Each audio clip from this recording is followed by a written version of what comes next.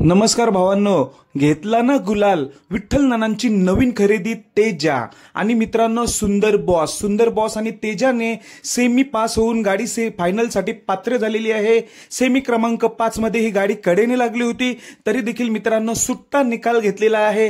कारण सुंदर बॉस म्हटल्यावर ह्या मातीच्या रानामध्ये नक्कीच टॉप मध्ये पळत असतो. सुंदर बॉस आणि तेजाची गाडी चांगली जमली होती, त्यामुळे मित्रांनो गाडी फायनल साठी पात्र झाली. तर भावांनो, मला हे सांगावं असं वाटतं की विठ्ठल नानांची जी नवीन खरेदी आहे ते घेतला ना गुलाल. मागच्या मैदानात देखील गुलालच घेतला होता, पण गाडी फायनल मध्ये पळाली नव्हती. मागच्या मैदानामध्ये घरनिकीचा राजा आणि तेजा अशाच तऱ्हेने सेमीला कडेने गाडी होती आणि सेमी पास झाली होती, पण फायनलला काही कारणास्तव पळाली नव्हती. पण गुलाल मात्र तेजाला मिळाला होता, एवढं कन्फर्म.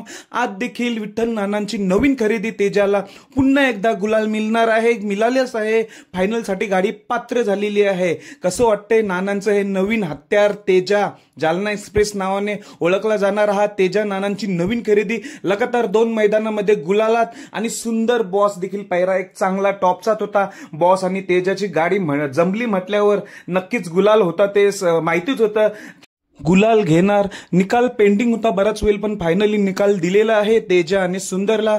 फायनलसाठी दोघांनाही शुभेच्छा. धन्यवाद भावांनो.